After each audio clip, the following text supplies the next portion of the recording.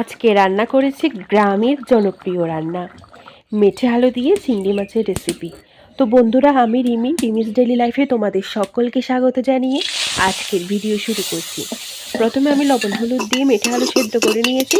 তারপর কড়াইয়ে তেল গরম করে হালকা করে চিংড়ি মাছগুলো ভেজে নিচ্ছি। এরপর আবার তেল গরম করে দিয়ে দিলাম পেঁয়াজ বাটা, তারপরে কাঁচা লঙ্কা, গুঁড়ো মশলা পুড়ে না যাওয়ার জন্য দিয়ে দিলাম সামান্য জল, তারপর মরিচের গুঁড়ো, হলুদের গুঁড়ো আর জিরা গুঁড়ো। এরপর ভালো করে কষিয়ে নিচ্ছি। বন্ধুরা দেখো, মশলা কিন্তু খুব ভালো করে কষানো হয়ে গিয়েছে। তারপর দিয়ে দিচ্ছি ভেজে রাখা চিংড়িগুলো। এরপর চিংড়ি সমেত মশলা আর একটু কষিয়ে নিচ্ছি।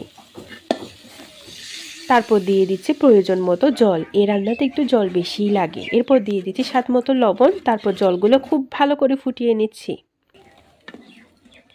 জল ভালো করে ফুটিয়ে নেওয়ার পরে দিয়ে দিচ্ছি হালকা সেদ্ধ করা মেঠে আলু। এরপর মেঠে আলু ভালো করে সেদ্ধ করে নিচ্ছি, মানে ফুটিয়ে নিচ্ছি। রান্না হয়ে গেলে দিয়ে দিচ্ছি গরম মশলা। আর তোমরা চাইলে ধনেপাতা নাও দিতে পারো। আমার ধনেপাতার ফ্লেভার ভালো লাগে, তাই যে কোনো রান্নাতে ধনেপাতা দিতে পছন্দ করি। বন্ধুরা দেখো, জিভে জল আনা রেসিপি কিন্তু তৈরি। তোমরা কারা কারা এই সিজনে মেঠে আলুর তরকারি খেয়েছো অবশ্যই কমেন্টে জানিও।